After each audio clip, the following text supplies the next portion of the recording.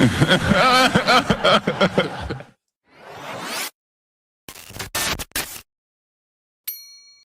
here to tell you right now, we don't care. Let me tell you something. We don't care.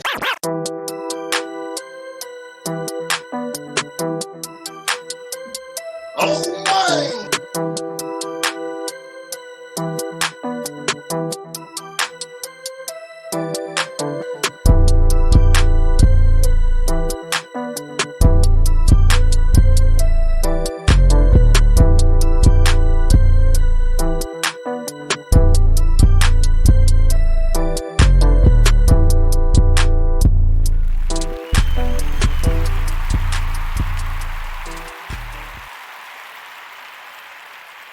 So smart. That was smart of you. That was very smart of you.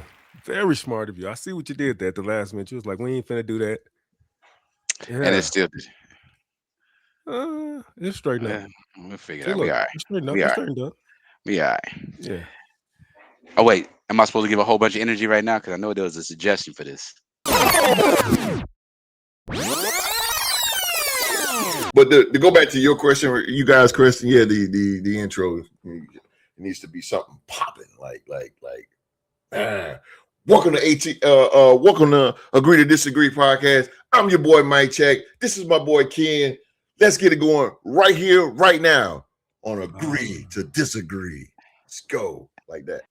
Oh yeah. Hey, what's up, y'all? How y'all doing? What's good? Yo, we Welcome in to the Agree to building. Disagree podcast. I am your host, Mike Check of Mike Check Productions. Yeah, Your I'm your favorite bald head host. beat maker. Yeah, that's the beat back over there. I'm Simply Ken. What's good?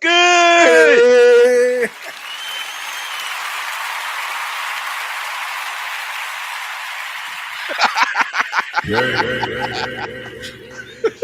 Shout out to Real Two Sports podcast, bro.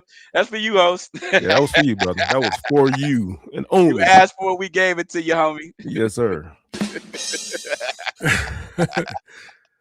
Hey, and that was not scripted. I swear. I promise. That was you, absolutely what was it called? That for freestyle. Yeah, for sure.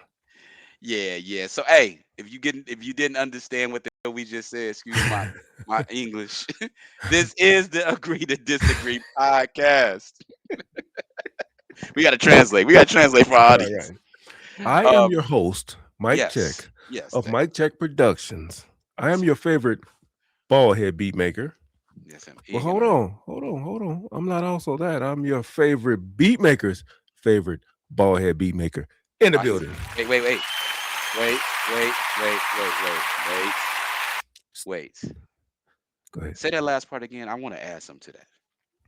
Not only am I your favorite bald head beat maker, but I'm also your favorite beat maker's favorite bald head beat maker. While he's making beats.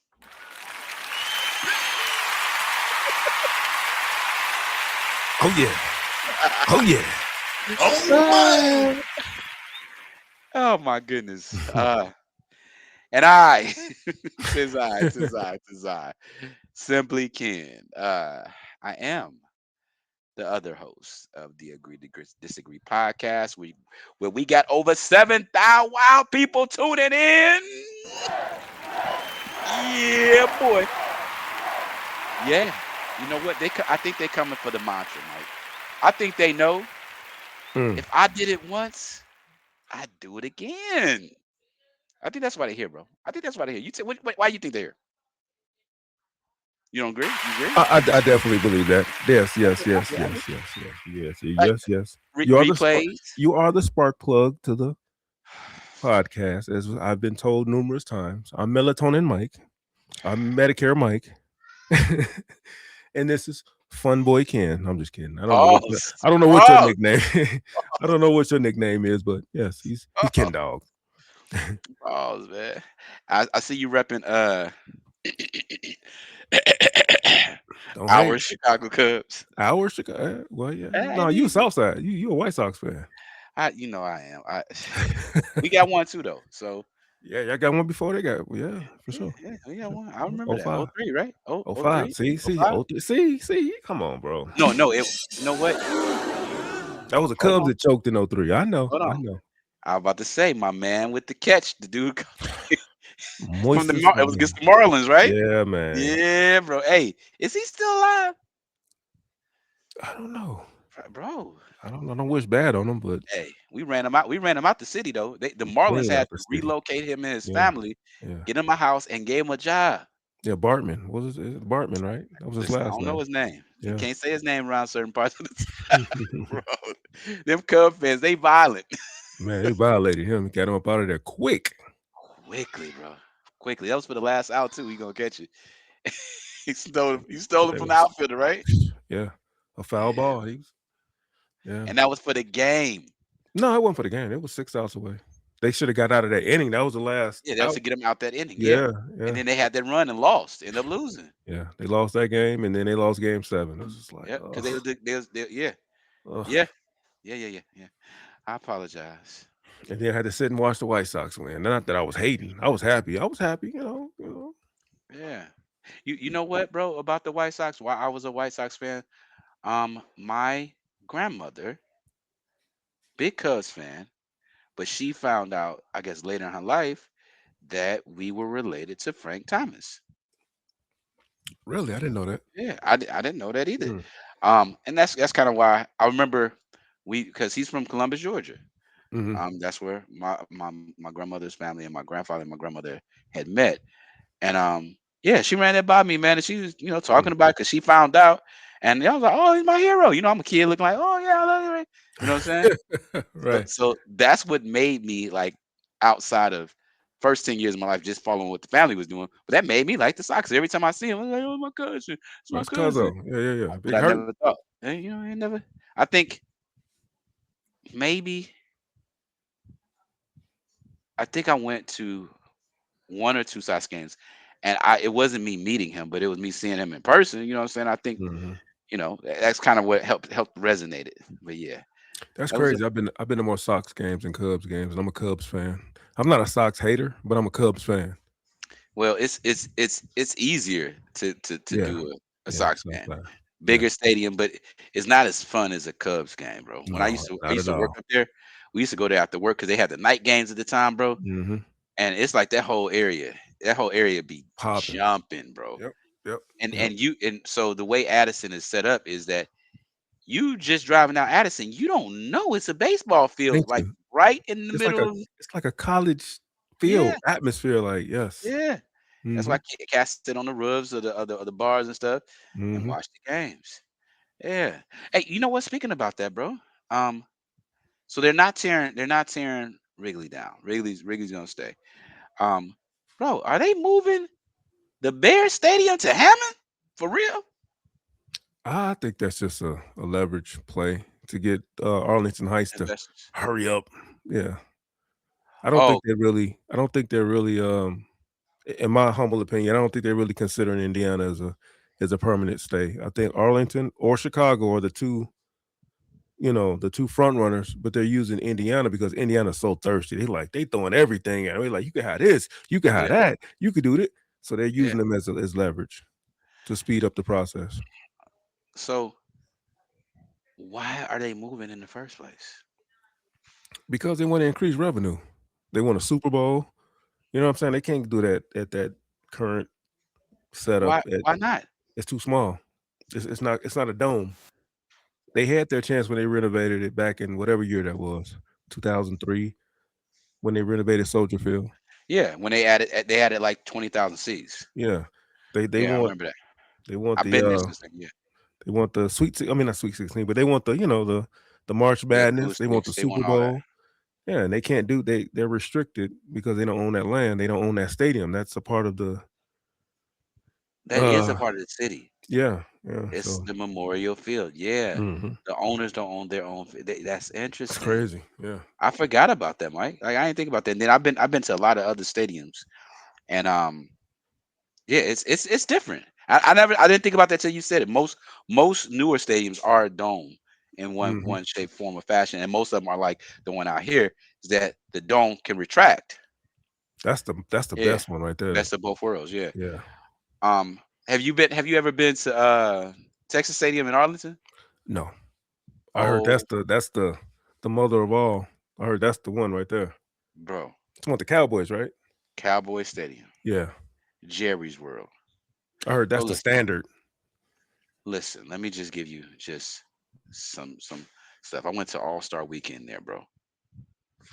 And that place is so big that they put the basketball court on the field first and foremost. The Jumbotron It's in crazy. Texas Stadium is probably 6 to 7 times bigger than the basketball court. Yeah, yeah.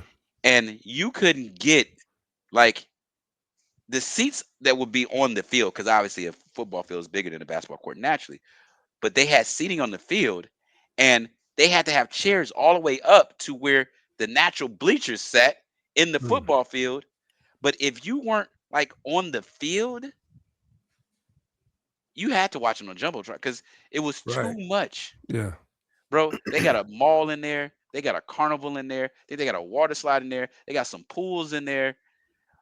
I It's a money like, grab, bro. I bro, love it. listen, I've never seen any building or facility that big. Like, I'll give you an example. You've been to Soldier Field before, right? Yeah. So, like, if I'm on the east side of Soldier Field, right, and I look across, let's say I'm in the nosebleeds on the east, and I look across that field, I can make out, okay, there's some people walking through the mezzanine there. Oh, there's a guy with a red shirt. There's a guy with a hat. Oh, there go another Bears fan. He acting Yeah. at Texas Stadium. You cannot Can't even see see the anybody on the jumbotron other in the way. side. Is the Not even that. jumbotron in the way, or is it just that far No, apart? it's just that far apart, Wow. Mm. bro. It's that far apart. It That's is. It crazy is, because at Soldier Field, I don't even watch the game. I watch the jumbotron. I can't watch the game because it's just hard to watch. I have to watch, so I can imagine yeah, in bro, Dallas, it's like, bro. That jumbotron, bro. That thing is, it's big, bro. I think that jumbotron is, think about an NBA court. It's way bigger than an NBA court. It may not have 6 times bigger. It's probably twice as big for real. so a basketball court is 94 feet, and you're saying it's Bigger. close to It was, 200 feet. bro. It was Wow. bigger than the court. I remember looking up, watching it, Look like a and spaceship, not. like Yeah, bro. I'm watching the All-Star Saturday like this, not watching what's happening on the court. exactly. Yeah, I believe you. Yeah, bro. Yeah, that's what I'm saying. At Soldier Field, it's not even that size. Yeah, I gotta be careful because the pause. Oh, And I'm staring at the jumbotron, so I can only imagine what you were staring at. Yeah, you ain't got no choice but to look. You just like, yeah, it's crazy. It's crazy. mm. Yeah, they got, bro. That's a facility, and then, bro, like the audio in there, bro. It's yeah, bro. That was crazy. Have you ever been to a high school basketball game? Come on, bro. I coach I high know school. you're female. I know, like your daughter, bro. Remember when we was playing high school ball and we had to bring our own speakers to come out to the music, bro? These high school games is it's like I'm at an NBA game. You were Oh, like, wait a minute, bro. what was this Lights at when we was flickering, hooping? light show flickering, and Yeah, everything. Yeah, bro. Yeah, bro.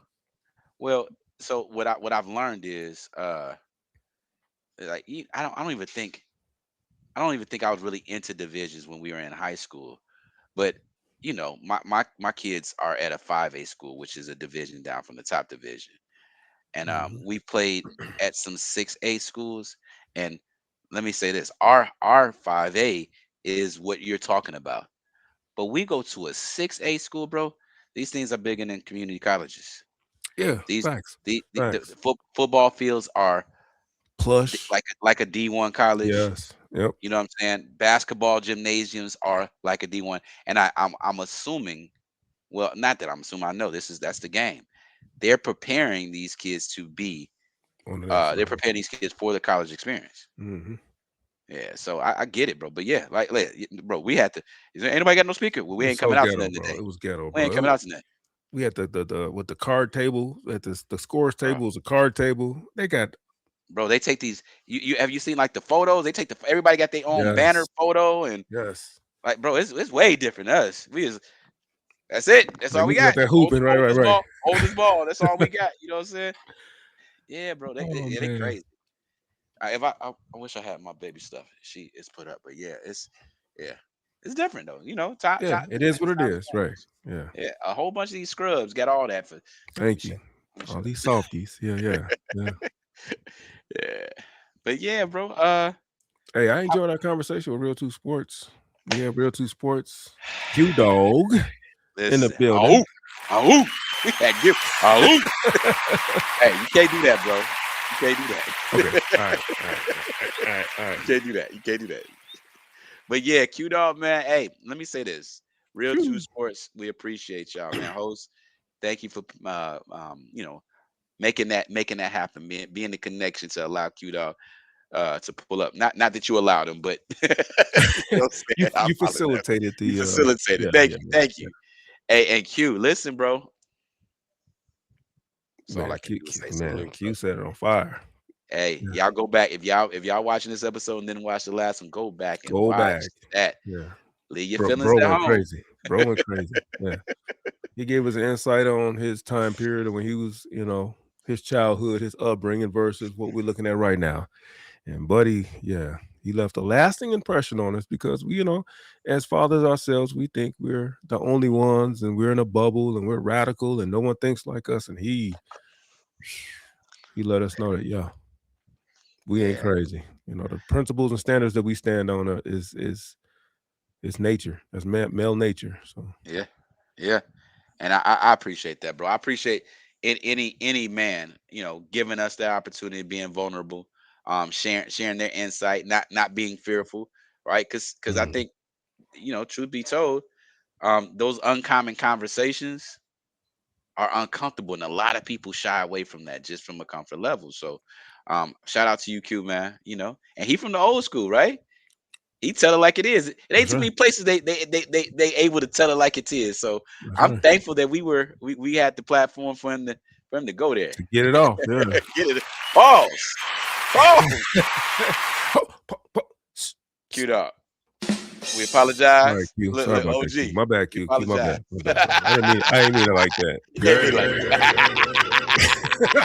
I didn't mean it like that. You know he from the South. You know he gonna come holler at you. Right.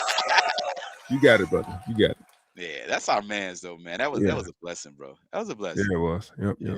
So appreciate that. Shout out to Real 2 Sports Podcast. If you haven't subscribed to him, make sure you run over there, hit the subscribe button, hit the notification bell, and let them know we sent you. Yeah, they got a good thing going over there, bro. Oh yeah. Yeah. So what we talking about today? Bro, listen.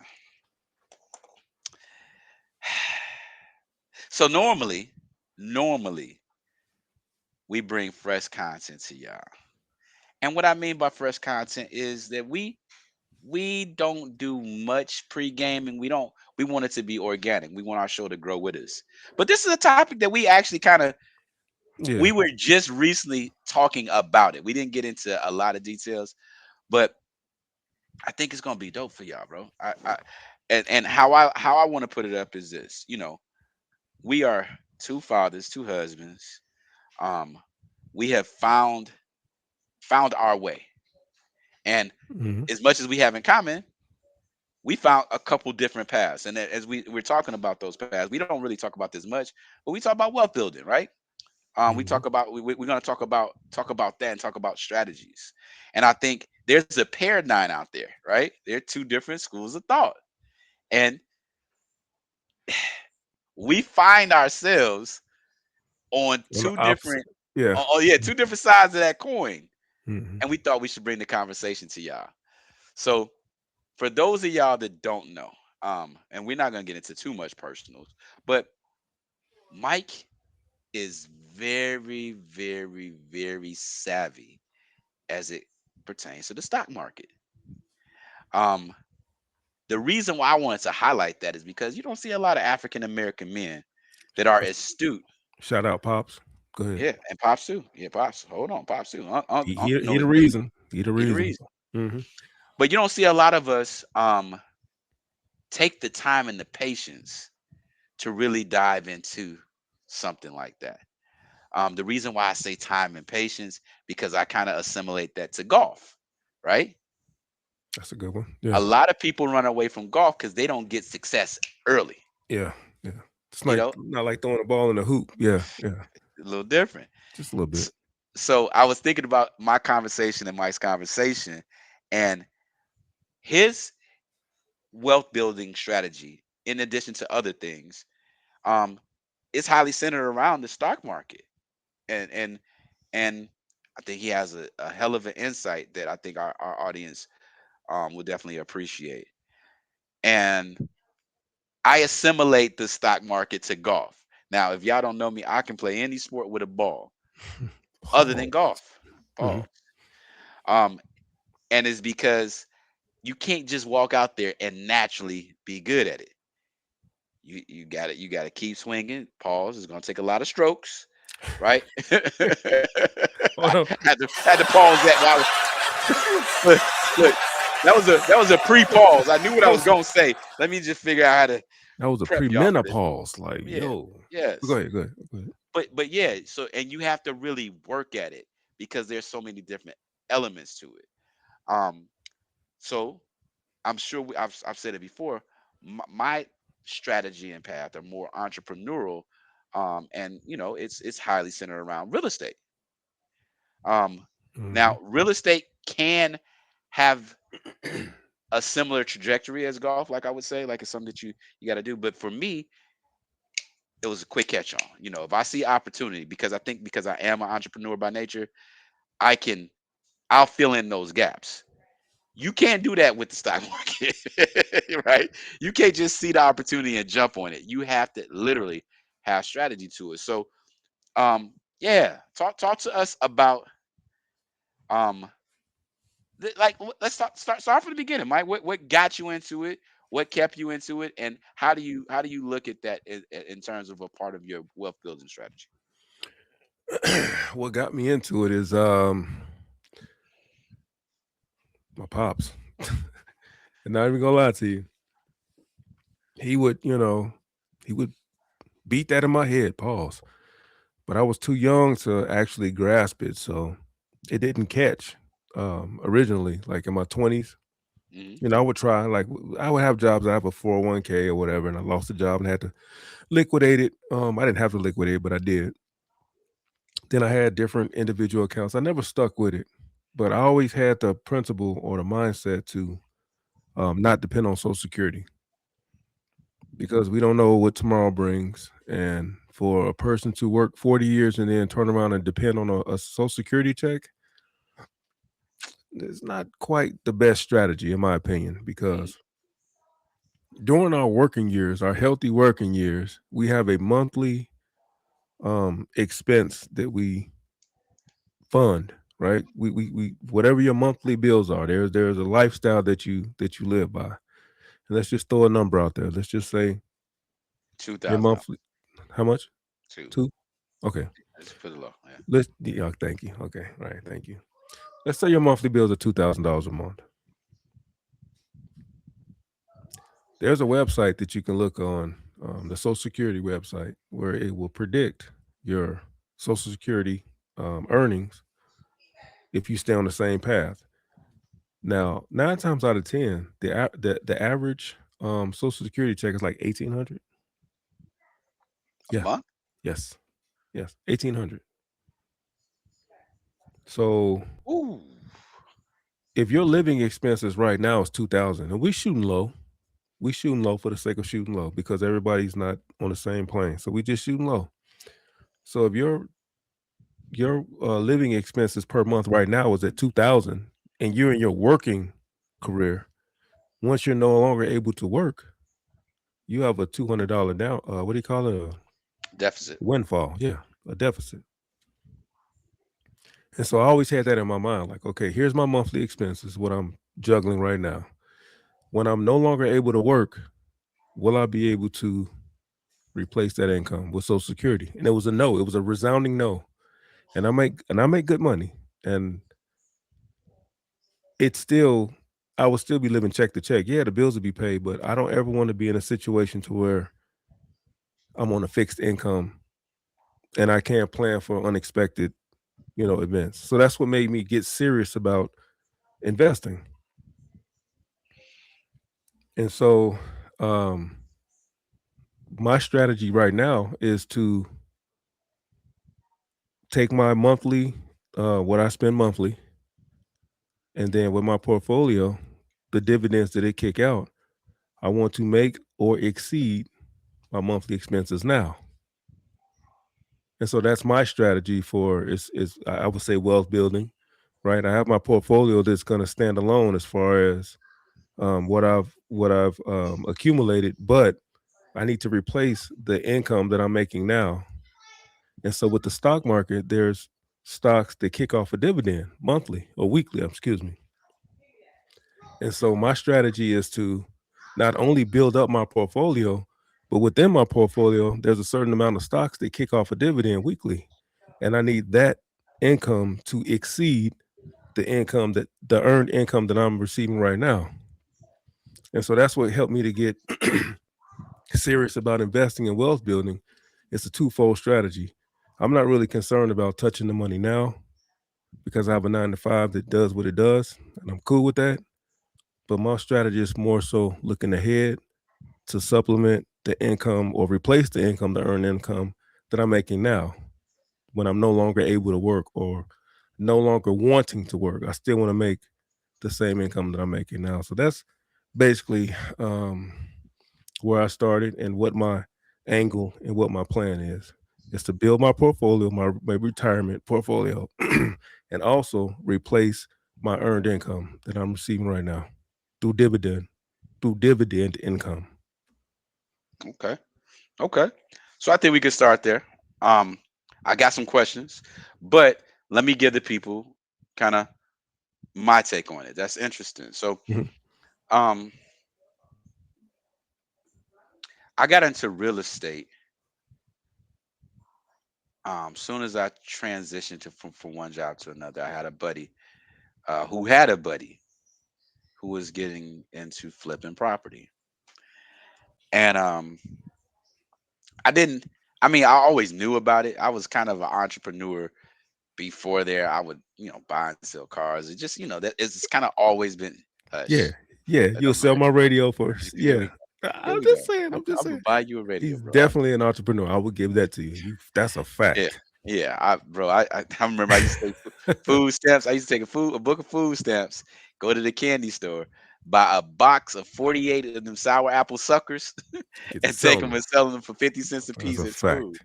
Yeah, so I that has been in my soul. But as it Hmm. pertains to real estate, uh my buddy, who his buddy was getting into flipping houses, um, he watched him. He watched every process, every part of the process, every step of the process.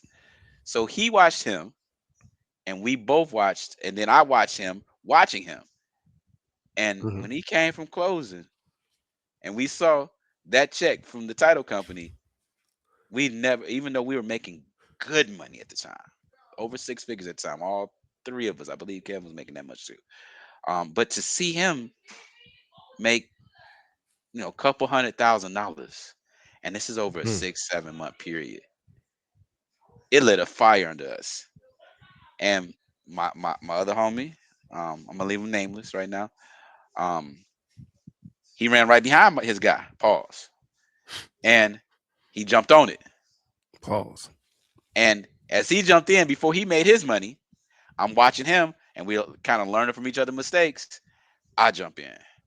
Um, and when I saw, you know, and let me say the angle that we were taking. We were doing full gut rehabs in the Chicagoland area. When I saw you could take a small investment, I think it was $5,000 to get us into the loan. Um, Fifth Third Bank. I wish they were still doing that. I'll never forget it. Five grand to get you into that construction loan, that hard money construction loan. But yeah, when I saw that, with a very minimal investment, when I understood how to leverage the bank, I understand how to find contractors, I understood how to spread out your work, right? And when I saw that first return, Mm. it's crazy. First time I ever had that type of money deposited or handed over at one time. And that gets contagious. That becomes the So standard. Yeah. it becomes the standard. So my thought process, because my grandfather has always taught me to, he's given me a pretty keen understanding of money. It's always been my goal was always be to get to an M and play the interest rate game.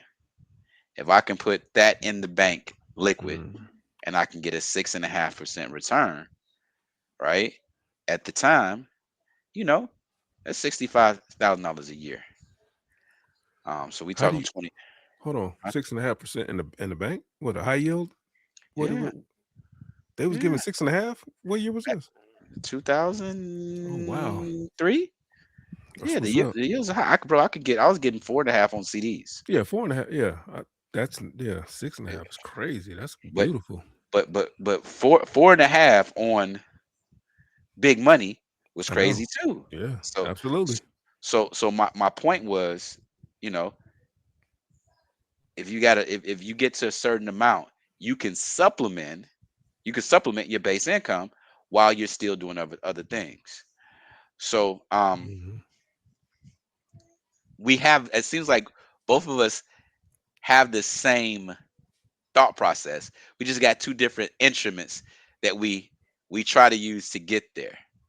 Now, I will be honest, getting into that in my 20s, um, it wasn't a long-term thing for me. It was let's get this crack every time as quick as I can. Like, where's the next one? Then I remember I went into tax sales and all over the place. So it was a chase for me. Um, but you blow a lot of money. Mm. You get humbled a couple times, right? And you learn how to pivot, and you can always go back at it.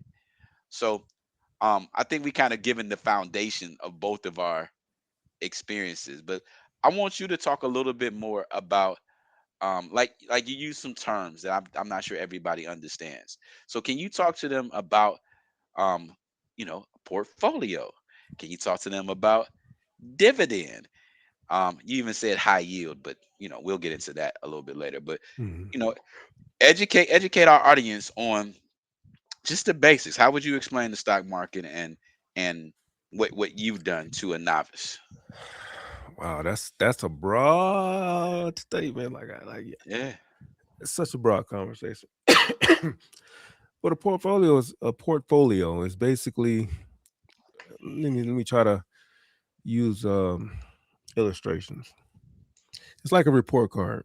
A portfolio is like a report card. A report card has different subjects and how you grade. Language, math, you name it. That's a portfolio. That's a performance of stocks. A report card is a performance of the different subjects that you tested in or whatever. So for me, Like a health report, you would say? yeah, yeah. Yeah, okay, I get it. So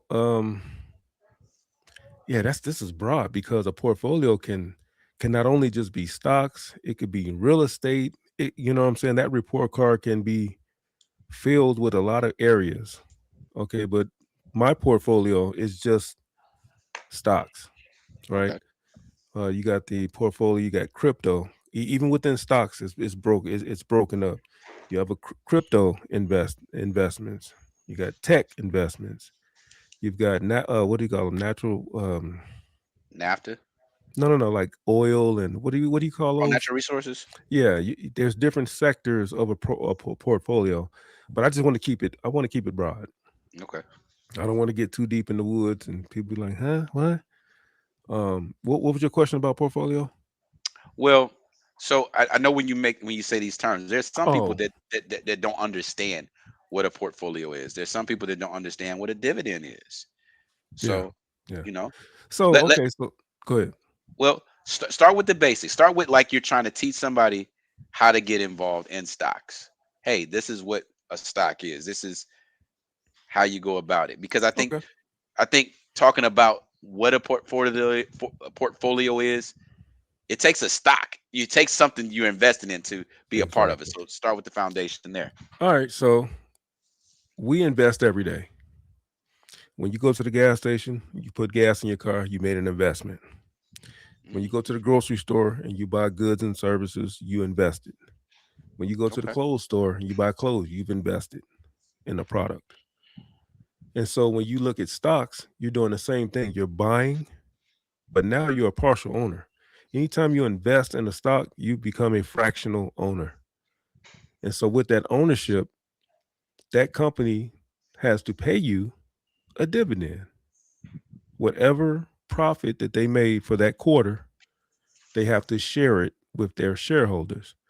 So just like you invest at Popeyes and Wendy's, in your regular life, there's no kickback for that. You just threw your money away. You get greasy fingers. Your lips be greasy. Hey. Pause. But when you invest in a company, you become a shareholder. Now, mind you, you're a very small shareholder, but who cares? You're a fractional shareholder. Just like Michael Jordan was a fractional shareholder of the Bobcats. You are He's a majority owner, bro. Was he? Yeah. I'm sorry, not Michael Jordan. I'm sorry, Jay-Z. Excuse me, not Michael Jordan. Sorry, Mike. Just like Jay-Z was a fractional owner of the Brooklyn Nets, you too can be a fractional owner of whatever stock that you decide to invest in.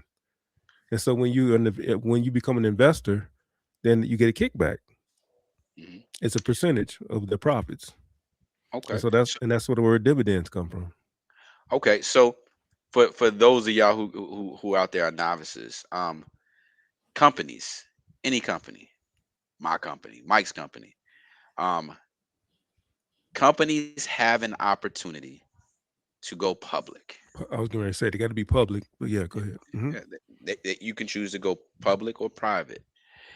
If a company decides to go public, that's when they are allowed to sell shares of the company. That's called shared ownership. What it does is you purchase a portion of that company in the form of a stock. A stock is a share. So what Mike is saying is that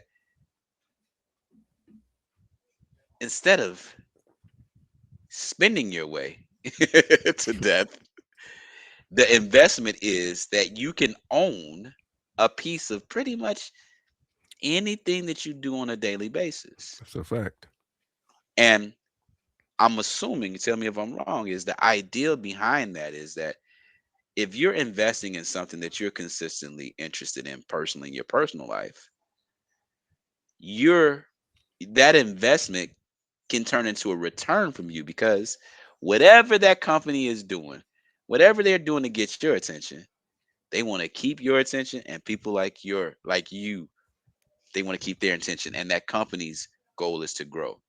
So, having a share or fractional ownership in that company as they grow, you grow and their kickback for you investing in them because your dollar, whatever it costs you to purchase that share, is helping that company develop its product. It's helping that company with its marketing. It's helping that company with whatever it's doing because that company's goal is to make as much revenue as it can. Facts. And when that company every quarter, that's every 3 months, when that company profits, it kicks you back a percentage in addition to you still having that ownership. Mm-hmm. So if you buy a share of a company for $1, right? You get to keep that dollar. Now, as that company, does its thing and it grows, that dollar may be worth $4 or $5 eventually. However, as it grows, it's being looked at every quarter, and if it grows X amount of dollars within that quarter, you get a percentage of that sent back to you. So what Mike is saying is that if you're heavily invested and you have an investment in multiple companies, you can leverage the dividend that you're going to get because the company some dividends are guaranteed, right? Yeah, absolutely. Yeah, yeah. Yeah, the So percentages go up and down based on but their the fact that you're performance. Yeah. yeah. So what Mike is saying is that what his goal in real estate is to invest in enough companies and have enough stock that he's not even counting on the money that he has invested. He Right. wants to allow the dividend, the Right. quarterly payout, hmm um, to to um to replace his Earned earning income. wage. Yes. hmm Yeah, that's dope. That's dope. Um, so I will have to say that that hasn't been my goal until recently. When your kids start graduating from college and you start to see, okay, I my goal initially in my 20s was to make as much as I could. Thank God I got through that now, and I would say I'm successful with that. I know how to Yeah, be you did your thing. profitable. Definitely did your thing. Yeah, but now that I'm a little bit older, I'm looking at what Mike is looking at. I talk to Mike about this all the time. I'm a El Cheapo. I try to keep my expenses, my monthly expenses, to a certain amount, and I try to keep that certain amount um very close to the return that I get on the money that I've accumulated from years before, hmm so that I don't have to, so I could essentially be comfortable in my daily life. Now, again, having children, having other expenses, obviously, there are going to be some things that kind of go outside of that box. But the ideal, I think our ideal is the same. And what I've done is, I've kind of repositioned myself from a flipper, a person who buys, rehabs, and sells real estate.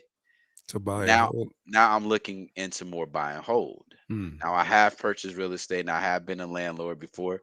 But that wasn't fun for me because I didn't get my money quickly. Mm. Then you worried about somebody else every month for your check, or you're dealing with Section 8 or however, those people decide to pay. But now that I'm a little bit older, in addition to what I'm collecting interest on, that I may have, and some of it's invested. I don't invest nowhere near what I should. But in addition to what I have collecting interest, I am interested in having enough income generated monthly from the rental income to take care of not my today's living expenses, but to afford a lifestyle that I know is going to be comfortable outside of uh Absolutely. the right now. So yeah, I'm just finished up on a couple pieces that are contributing to that. So I think the strategies are the same, but the methodology is a little bit different. Yeah. But So I like your strategy because I always like real estate because it's quicker. Even though the stock market you can open brokerage accounts, you can move the same way with real estate. But with the brokerage accounts, you have to jump the hurdles of um what is it? Well, we were just talking about this off camera. The gains. mhm, I don't know what's going on. The gains when you have a brokerage account and you've got you're winning and you want to grab the money out, you got to pay the capital gains. And some of the positions within a brokerage account, some of the positions they cover most of the capital gains, but you still have to pay a capital gain. I don't care if it's 4%, 20%, 50%, 80%, there's still a capital gains that you have to cover. With mhm. real estate, what I like is the capital gains that you get from real estate, as long as you reinvest it, you Gucci. Yeah, Who cares? yeah. So I think the difference between real estate and the stock market is that I'm playing with debt, right? hmm hmm When I take out a mortgage on a property, Right. it's debt. That debt is not going anywhere. Now, because I invested to get into that debt, there are tax breaks from that. And then the hmm rental income that I get from that is not taxed at the same. It's not taxed like employment income because it's a Right. return on debt. See, yeah, You see what I'm saying? yeah. Um, why I feel more secure about real estate, and we've talked about this, than the stock market is because the stock market is based on a company's performance. And I think um just me, my personality is I will always bet on myself. I don't know, even though I like I said, I have some stock with some companies and they've done decent, but you'd never know. I think this it kind of goes to a little bit of my trauma, Mike. You know what I'm saying? Right, right. Know Put how all to your money in there, control. then the owner of the company, the CFO of the company go crazy and they go All right. black and I Right, right, right. what? I was just doing good. What? What you mean you what? You know what I'm Right, saying? right. What you Or mean you going or private? Right, right. or I'll keep it a buck, bro. I had a buddy. Oh my goodness, he had some shares in a company. He was really top heavy in the company, and the CFO Mm-mm. had a scandal come out. That's too much. That's too much exposure, bro. He didn't spread it out. You can't be heavily invested in one person. That's because if that one person screw up, you're done. You're Well, done. no. I'm talking about he had money in the company. I'm not saying one person, but I know one company. yeah, and well, I mean, I'm sure he had more, but this was his big money or something he was anticipating, and a scandal Mm-hmm. with the CFO or whatever, it changes the public's perception. So for you guys that don't know, a lot of the value of a company is based on valuation. And that Mm-hmm. valuation is based on us as consumers, our perception of the company and how we choose to, like you said before, invest. Like if if if okay, you said Popeyes, you used that as an analogy Right, right. earlier, right? So we invest in Popeyes when we're going to buy chicken, right? Well, there are other people that they're really invested in us because they're like, well, this is so good, people gonna buy it. So let me help Popeyes continue to make that chicken, and they purchase stock in Popeyes, right? But let's say a bad rumor comes out that Popeyes is giving scabies. I don't know where that came from. Bro, this is why I don't like to invest in individual stocks. Mutual funds, right? ETFs? No, ETFs. ETFs. Yeah, mutual funds is that slow growth. That's slow money. Yeah. Well, ETFs is a basket of so if Popeyes giving out scabies or whatever you just said, that they're in an ETF with 20 other companies, and you're not going to kill me. But if I'm just investing in Popeyes, so I'm cooked. okay. So remember we had this conversation about just me and my entrepreneurial self. Mm-hmm.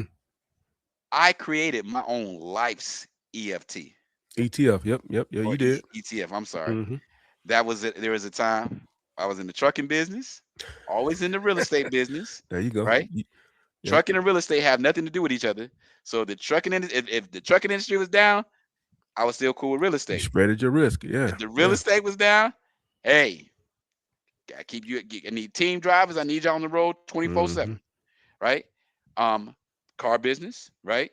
Because it's very rare that the automotive industry, um, not from a production standpoint, but from a consumer standpoint, Consumer. Yeah. those two aren't tied together. And then at the same time, looking into group homes, right? I was trying to diversify my real estate portfolio. I was trying to get into group homes. There was SMI and DDD homes, right? Mm. So essentially, a ETF is doing kind of what I was trying to do in my entrepreneur world. Yep. I was trying to mitigate my risk. That's right. I was trying to say, okay, well, hey, especially when COVID came, like trucks, yeah, trucks. Look, I jumped Essential. in. I jumped in. Essential. Yeah. Essential. Look, Mm-hmm. ain't nobody talking about law books and that. I'm Mm-hmm. come on. How much? Oh, okay. The only thing moving is what? Okay, because if I'd been in the real estate game at that point in time, like all in the real estate, nobody was moving. Everything was stagnant for 2, 3 years. And imagine, watch this. Imagine I was in a buy and hold status in real estate then. Cats wasn't even paying their rent. Thank you. Yep. You know, it's a 2 years before we got a stimulus check. Bro, I felt so bad for the landlords during that time with Bro, the furloughing, and I'm just like, listen, ooh, they listen. finna take advantage of this. So Ooh. yeah, I'm thankful that I wasn't in that position. But I do see, like, you know what's so funny? We've been so close to each other, right? But we've never, neither one of us has never jumped the other side of that fence, right? Well, I do, but I I'm don't about to like say you. I didn't jump the fence. Look, We've sold a couple of houses, but not like you. This is what you do, and I'm sure bro, you got some investment hands on. somewhere. But yeah, That so we bro, that's kind of like very minimal, bro. yeah. Very minimal. And don't get it twisted. It does good, but like I can't. I don't do. I have the science that I have behind it is that I had an older white man tell me. He said, "Invest in what you buy. What you Yes, like, facts. invest because somebody else like it." Yeah, So Nike, Tesla, Monster energy couple of things. drinks. When I get up and go to work and I'm at Speedway and everybody in there grabbing 3 cans a month, I'm like Yeah. You like, thank you. Nvidia. Oh Nv- yeah, just pay attention. I missed that one, bro. Nvidia. I missed that one. Nvidia, I did too. Bro, I'm so ticked, bro. My I'm pops so remind me every day. Yeah, you I'm so should. Yeah. bro. I'm so ticked. He up Just because 600. Hey, he up 600%. I'm only up like 100 and something, which is good. But he got to remind me, like, I yeah. tried. I told you. I'm like, yeah, whatever. So okay. So for those of you guys don't know, I think we had a little bit of this conversation. In 2003, was it? For 2003, you, I 2004? don't know. No. I tried to bring the real estate game to you 2005. or something like that. It was 2005. I remember. And listen, y'all, I was making very good money. Very. And I tried to convince this man with everything in my heart and soul. I think I tried to convince him to tell his wife, "We're gonna buy your auntie house," something to that extent. And Mike is a cerebral person. So talk to me about, well, talk to the people about your approach and why real estate hasn't been one of your primary mediums as opposed to, you know, your wealth, well, hasn't been one of your mediums for wealth building as opposed to, the stock market. Well, I look at it, and it's just me. I'm not saying that I'm correct, but as far as earned income, this is how I look at it. I'm not saying this is correct, but as far as earned income, I'm cool. When you got good earned income, then I'm a buy and hold person. Now, if my philosophy was this is my main avenue of income, if I didn't prioritize my 9 to 5, Okay, then I would have been more hands-on with it. You wouldn't have had to push and prod me into real estate. I get it. But I had stability as far as, earned income. So to jump into the real estate, I don't feel like I was ready to give it my all, to give it what it needed to, you know what I'm saying, to move. Yeah. So it's not that I don't believe in real estate. It's I believe that you're an entrepreneur. I'm not an entrepreneur. I'm a 9 to 5. I'm a well-paid 9 to 5. And so I don't look at real estate like you look at it. But I'm Well, starting but you hold don't on. look at entrepreneurship the way that I Yes, look at it. right. Okay. But I'm starting to look at real estate more like how you're looking at real estate, Mhm. because I need to replace this great earned income. I don't want to be working. You know what I'm saying? I don't want to have to keep, doing all of this to get a good income when I know Mhm. I can do this over here, like you've been doing for 20 years, to get Mhm. that same income. So now my mind is changing. It's like, all right, I done worked hard. I done gave my life, my 20s and my 30s and my 40s. Now I need to pivot and work smarter. Yeah. Get the same outcomes that I've been getting, but do it your way now. Well, Versus when I was going through it, I was like, no, I can't juggle the two. I need to be all in here or all in here. My yeah, brain ain't wired like that. Because once I do something, I'm all in. Like this, what we're doing now, I'm all in. And yeah. it's hard to juggle. There's no way I would have been a good teammate on the real estate tip. Pause. So, man, I appreciate you sharing that. So it's interesting. So I would definitely say you're very cerebral and you like security. You like things to be Hey, more Ken, abandonment issues. abandonment issues. Bro, listen. And maybe my abandonment issues, like I gotta get everything I can right now. You see what I mean? Yeah. So I think from when I look back at just us having these conversations, when I look back at even when I was presenting some things to you, I think I catch on differently. And I think I don't want to get it twisted. I don't want people to think that there's no risk.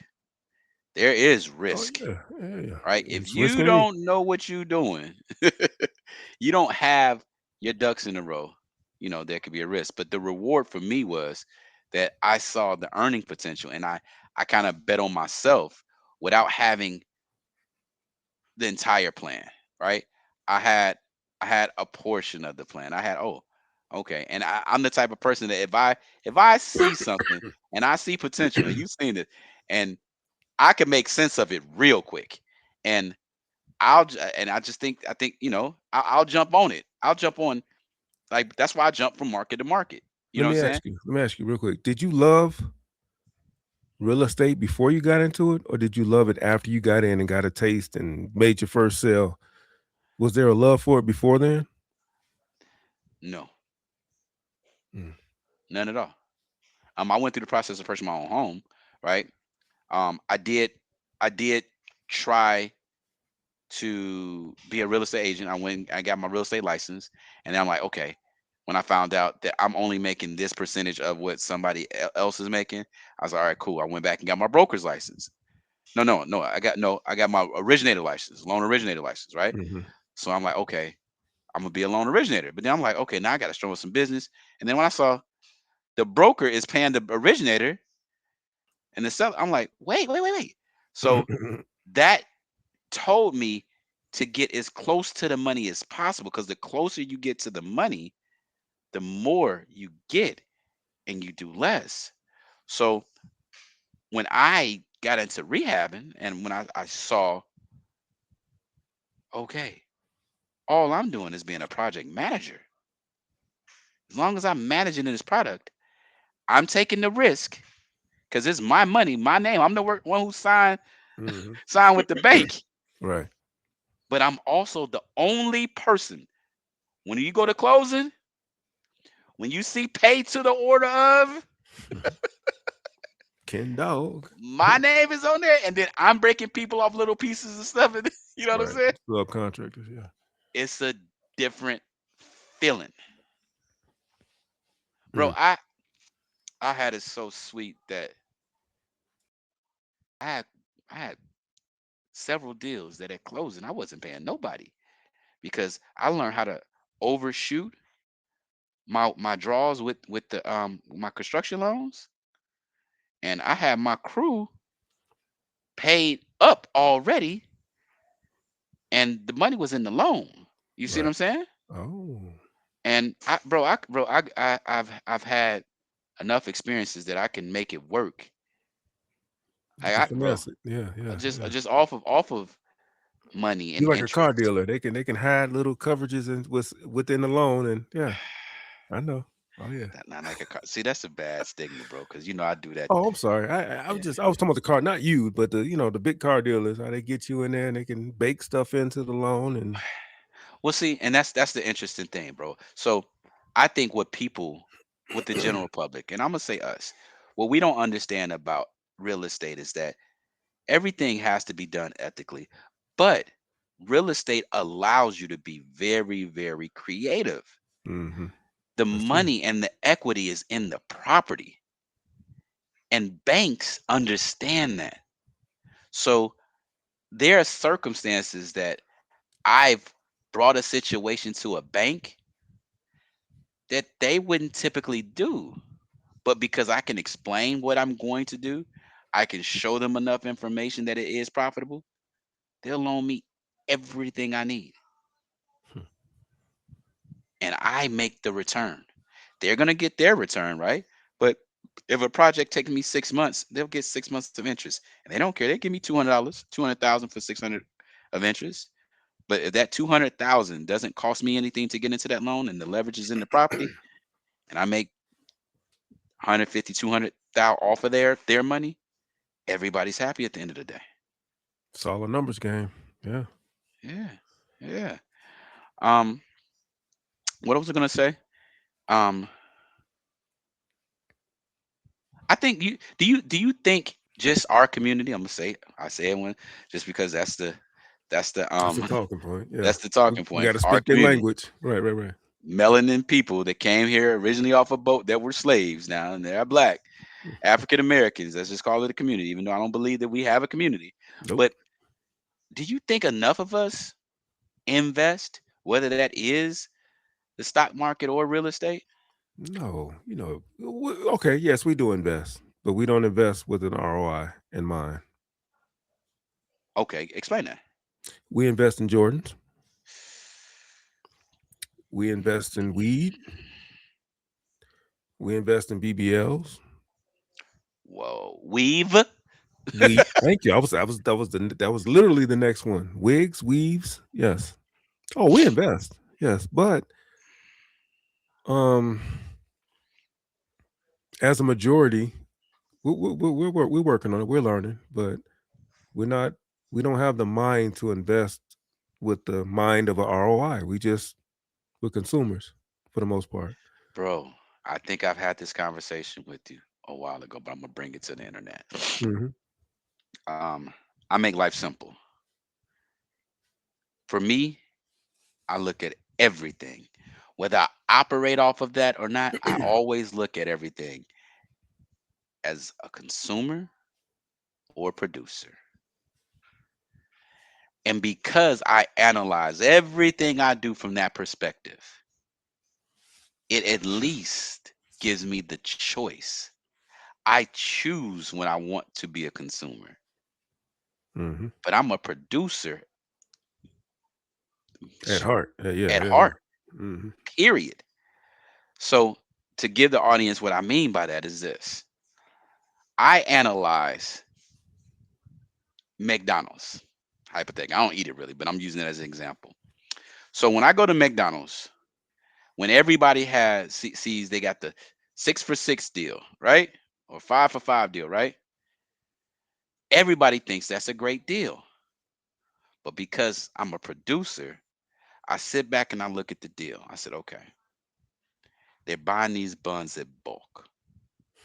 They're probably charging us a half a cent. They're probably spending a half a cent on the buns. This quarter pound patty that used to be a quarter pound is no longer a quarter pound now, right? It's a $quarter size Mhm. of meat, Mhm. but they're buying the meat at bulk, right? I know that the fries, the fries don't cost them anything, right? And then I look at the packaging, and then I look at the fries, I look at the packaging, and then I know that the soda, right? All they're doing is buying the syrup and then adding Carbonated. the Yeah. carbonated water. Mhm.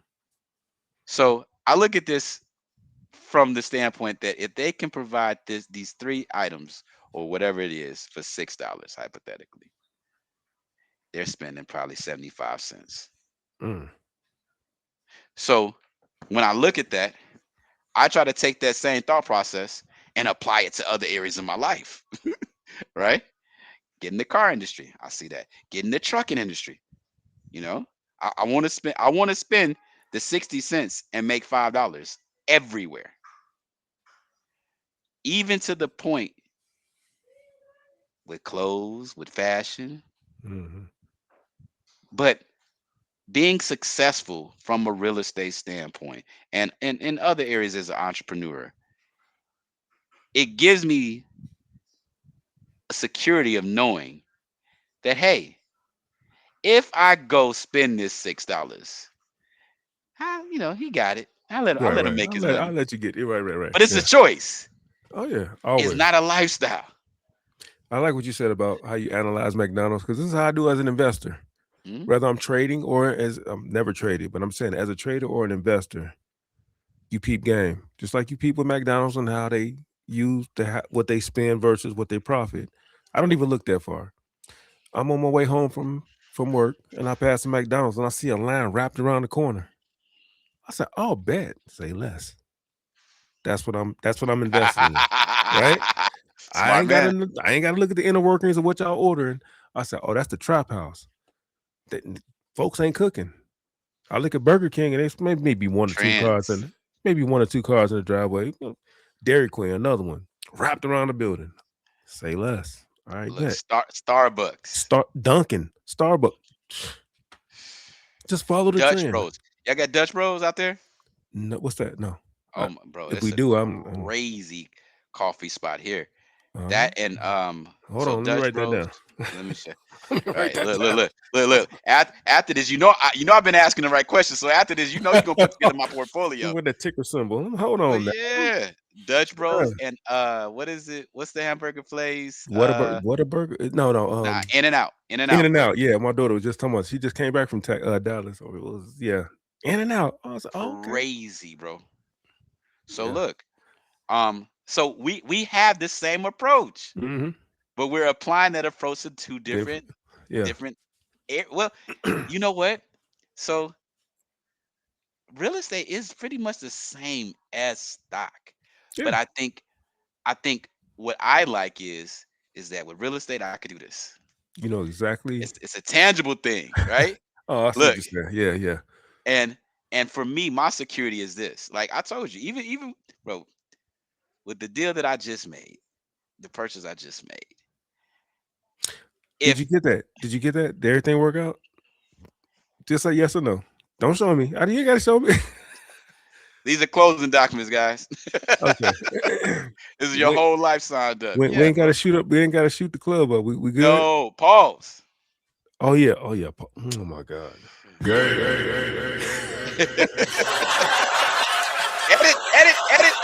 Edit. Oh, I'm so sorry. That is not what I mean. We ain't gotta tear the club up. Excuse me. We ain't gotta tear the club up. No. Okay. No. All right. We Listen, good. it happened like, yeah, it's good. Okay. Look. You know tomorrow's Monday though. Oh yeah, that's right. Hey, I didn't give you time to breathe. yeah, you got look. Yeah. On Wednesday, Thursday, then we'll reconvene. we'll know what we need to do. Look. Okay. And I know I got family in Northwest Indiana right now. Like, yo. Hey, let me sing you Pull up. real quick. That's crazy. That's too much money. Like, yo. Yeah. But yeah, bro. So the thing that I love about property is that properties, the return that I look at is not based on spending patterns, because that's typically what companies are based on. Companies' prospectus talks about how much they made based on what consumers have purchased versus how much it costs, acquisition cost, and what they were able to leverage in order to be operational, right? So those factors aren't necessarily the same in real estate. The way that I look at real estate is this: cost of living is what determines real estate. I've never taken a loss in that arena outside of when I knew I was going to take a loss, and I just didn't care because I had kept the money and foreclosed on the company. But I ask simple questions like this: is your son, is Mikey, is he renting right now?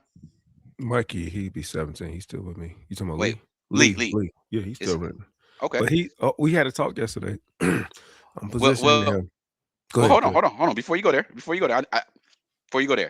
I'm talking about my thought process, right?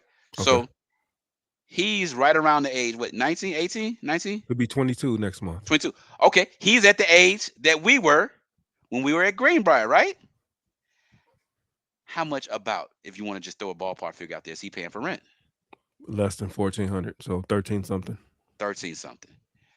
Our first place. We already had this conversation. Go ahead. I love it. Go ahead. 625. I don't even remember. Right. So let's talk about that. I think it was 625, 575 a month that we were paying. I remember 575. Yeah. The deposit was 625. So 575 for our 1-bedroom spot that we had back when we was around the same age as Mikey, right? Wow, and it's doubled. So much. Yeah, let's think about that. That place that we talked about that we lived at, right? It's still there. Yeah, still there. Somebody still owns that same square footage. And somebody paying 13, 14, 1,500. Yeah. Somebody's paying 16, 1,700 now, probably. Right? For a 1-bedroom? But no, that ain't the market. Okay, let's say 1,600. Let's say 1,500. Right? So let's think about this. I want to give you some realistic stuff, and I think our audience will understand it. So we paid 525 30 years ago. That's crazy. If the owner bought that the day we rented, right? They getting killing, right? Mm-hmm. The place, if he didn't make a profit from day one, today the building would be paid off. And today, when Mikey moves in, and the other 80 Mikeys, that about 80 units there, right, is all positive cash flow. But how real estate works is this: the person who owned that apartment complex, when they were charging us 525, his mortgage was probably 75. Mm-hmm. He was making money then. Mm-hmm. And as I was telling you, what real estate is, your mortgage principal price, your mortgage payment every month don't go up. So let's say he's paying 75 today, and he was making 475 on you, because it's predicated on the cost of living. When Mikey moves in at $1,400, his return on his $75 is amazing. Mm-hmm. You don't take L's in real estate. Thanks to the cost of living. Yeah. Thanks to the cost of living. And that's what determines the market. Mm-hmm. So I use this just like I use my car business. I don't make money on the sale. I make money on the acquisition. On the acquisition, yeah. That's where you create your profit. Yeah. If I buy right, I know I'll always make money. There are vehicles that, a couple of vehicles that I have that I bought 4 or 5 years ago. I bought them so well that I drive them a little bit, and I can sell them today. Didn't have to sell them. I know, immediately. Yeah, you can sell them whenever and still get profit. Mm-hmm. Right? Because with me, real estate works the same way. If I buy something just to get a tenant in there, just to cover the basic expenses, if I don't make a dime, I'll sit back like this, and as long as that person pays, they're paying my mortgage down. Oh, that's what we were talking about. He was like, how do you get out of this? Or how do you, when you're breaking even, how do you create profit? Yeah. Bro, listen. I'll keep it a bean. I'll tell you how good real estate is, in my personal opinion. If I bought a piece of property right now, and I had to put tenants in it, right? And let's say I bought it with a high interest rate. Don't matter, as long as they're paying the rent. Well, hold on. Let's say the rental market, I couldn't get what I wanted for it. What do you mean, to profit? Let's say I couldn't get profit from it day one. Mm-hmm. Let's say I had to come out my pocket $150 a month to cover the mortgage. I see what you're saying. Mm-hmm. I'll take on that expense, because even though for that first year I'm coming out of $150 a month, I may spend what, $150, $6,000 that year. Mm-hmm. The appreciation and equity that I'm going to have is going to exceed that. Let me tell you why. Because that mortgage is being paid down that year. Mm-hmm. Right? So now instead of X amount of So it dollars I makes the owe, equity go up. I Yeah. owe more than 6,000 less, right? Mm-hmm. My payment is helping, right? And guess what? I get to raise the rent in a year. Right. That new renter coming out, because guess what? Rent keeps going up. Cost of living, 3%. Boy, you I know finna make renters pissed. Hey, but this is the market. Don't get mad. the Hey, don't market. get mad at It is him. what This is the is. market. And it goes back to, you want to be a producer, you want to be a consumer. Yeah. And it goes up because the property taxes go up. The value of the home or the property goes up. So guess what? The coverage or the windfall or whatever falls upon the actual person that's paying the rent, not the one that owns it. I mean, Yeah. So it is I don't what care it nothing is. about utilities. I don't care nothing about none of that. It's a dirty game, but No. Don't say it. Don't pin it like that, Mike. It's no, a dirty not landlords. Hold on. The raising of property taxes. That's the dirty game, not us, not the property Oh. owners. The fact that the property taxes go up, it gets reassessed. Hey, it's a dirty game. Yeah, but they get reassessed every other year, right? Mm-hmm. And guess what? As an owner, you get to pass that expense to the renter. That's what I was saying. Yeah. Yeah. That's what I So just didn't say it right, but yeah, you pass the expense. yeah, so it's Mhm. hard to lose in real estate, even if it's kind of like a stock investment. Hey, I'm gonna put a little bit of money in here. I'm gonna put a little bit of money in here for this year. If I had to buy a piece of property and it cost me $100 a month, $200 a month, $500 a month, I have leverage that I can get that back. And guess what? This whole house or property Yeah. is gonna go up. If I buy something for 500,000, right? If it go up 3% the next year, right? I made $15,000. You got 2 leverage points. You got the equity, and then you got the And the ability to mortgage raise. being brought down. Yeah. And I can. So there's That's 3 always an points. out with that. Yeah. Yeah. Mm-hmm. And just to contrast, I just don't see that in the stock market. Not that. No. I don't see that. Not with security. buying and holding. So you would need to talk to a trader. So I can't best help you with that. Yeah. Well, and you know what? So for those of you guys don't know, he labeled me as I'm a trader. That's what I would be. He's absolutely yes. Fast money, quick money. I love it. I need it. Not well. No, that's quick security. money. That's quick money. Now I'm not saying like that's something bad. No, trading is quick money. Buying, holding, and investing, that's slow money. So you would have to talk. The equivalent of this conversation you'd have to have with a trader. He'll be able to bounce like, okay, yeah, that's okay. So what you're doing is the equivalent of this. But hold on. It's only trading if I'm flipping property, right? But not flipping. I'm buying and holding now as well. I see what you're saying. Yeah. But with trading, I can't leverage what it's going to be tomorrow. I can't reevaluate. I don't know. I don't know. I'm not you a don't trader. trade. Okay. Yeah. So. But what I'm saying is like I can get into a situation now, and I know the cost of living is going to go up, right? I know all these things are going to go up, and I know the property value is going to increase. I know it. The property values don't decrease. Your house right now is worth way more than what you bought it for. Name a house. Yeah.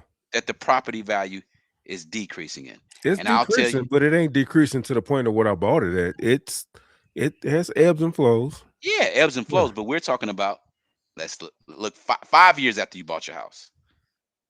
When I bought it, I stepped into equity. But I get what you're saying. But I'm just saying, you're right. It didn't fall below the point of what I bought it for. Yeah. So can I ask you a question? So you just mentioned something about real estate. You bought it and you stepped into equity, right? Mm-hmm. Can you do that with stocks? If a stock is trading right now for $150 a share, can I buy it for $60 a share knowing it's worth $150? Is there a way to do that? Yeah. You wouldn't be able to realize that day one.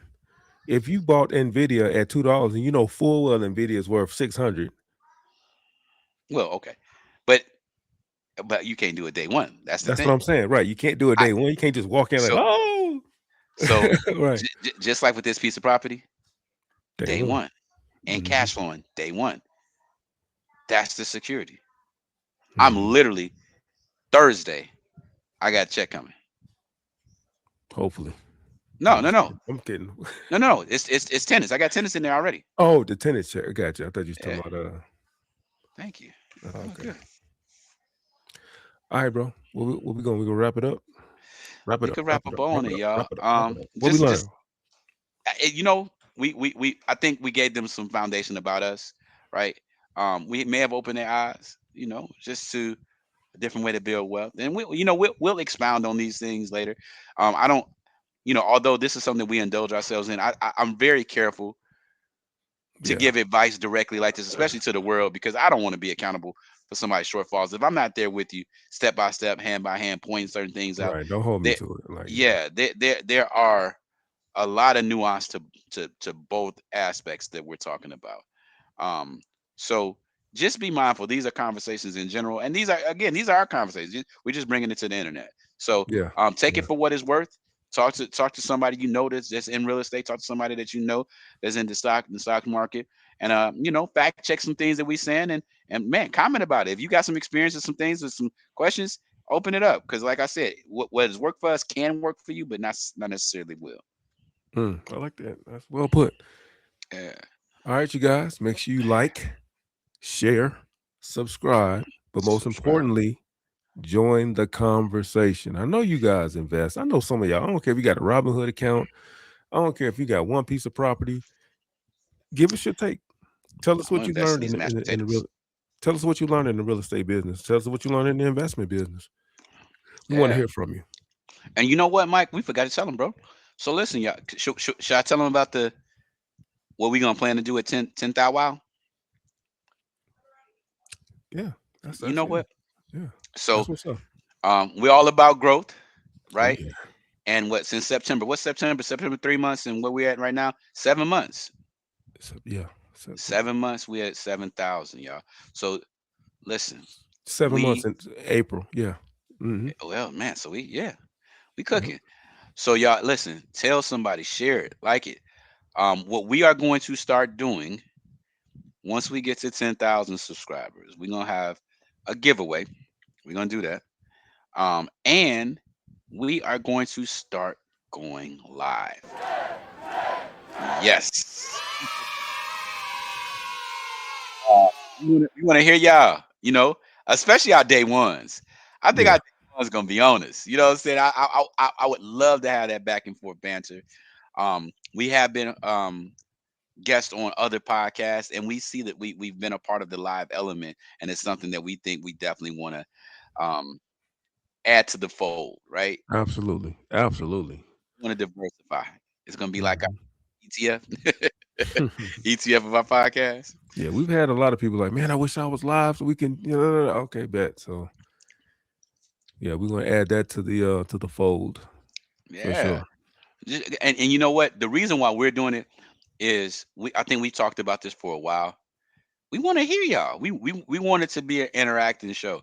And I so for this, I think we both kind of loners, right? Yeah. So it'd be good to have the banter of other people out there, man. You know what? I want Morocco to pull up. We got to learn how to work with the chat though, because we be too busy going back and forth. We got to remember the chat now. They're gonna be running the show. They're gonna be running the show for real. They gonna have their own thing going. See this phone? Yeah, I'm looking forward to going live and pressing the digital flesh with the audience. Pause. Wait. Hold on, bro. Wait. I don't know about that. Edit. Nah, we'll let that ride. We'll let it slide. You secure with yours? Yeah, I'm good. But yeah, y'all. Again, we appreciate y'all. Thank you for pulling up. We know the comments gonna be going hard. Pause. See, it's contagious, bro. Nope. So we know you guys are gonna be in the comments, and ladies. Oh, who are you? Yeah, apologize to the ladies now, because no, I'm just kidding. Go ahead. What? There was somebody we were talking about that we wanted to pull up. Chelsea. Yeah, Chelsea. Shout out to Chelsea. Yeah. Chelsea Lynn. Chelsea Lynn, pull up. Was she on our Real True Sports recently when I just pulled up? Yeah. Yeah. Okay. Shout out to you, Chelsea. Hey, pull up, you fam. We definitely want to hear your take. We might get into a little sports because we know you're a female sports aficionado from North Carolina, putting it down. They had an all North Carolina show. They had a whole North Carolina panel. Oh my goodness, man! Yeah, Carolina, they was going crazy. But yeah, man, pull up and listen, y'all. When y'all pull up, bring your own questions. Bring what you want to talk about. Bring some topics. Facts. Look, stretch us out. Pause. Whoa. Oh my God. I said it quick. I said it quick. You know what? You did. Hold on. It was egregious. It was egregious. That was egregious. That was egregious. But yeah, y'all. We just want to y'all. Hey, we touch them all. Pause. Hey, wait. Any subject. Wait. That's the P word. That's not even a pause. You can't say that. That's a period. Like, yeah. So over with. No. Stop. Give us any subject. We touch them all. Can I say that again? If you looked at the age demographic on, you can't do that no more. Thank you. Now you caught it. Thank you. Edit. Hey, we still touch them all. No, I'm just kidding. Goodness. But we appreciate y'all, you guys joining us for sure. Go ahead, close us out. We appreciate the pull up, man. Hey, take this information for what it's worth, y'all. We're talking from a place. We're opening up our conversation to you guys. We're never above anybody, but we just sharing what has worked for us. And if you got questions on it, man, drop them questions. I know Mike will love to talk about that. If it's entrepreneur, businessman, I'll talk about it all day. So, shout that up, man. If y'all want to do that, and then I think we got some other stuff coming after we hit 10,000 wow. So we'll have other ways for you guys to interact with us, and just be ready for it, and let you know, and just know that we appreciate y'all. For sure. On that note, I think we out of here. Can I get some of my music? Deuces. 2 of them.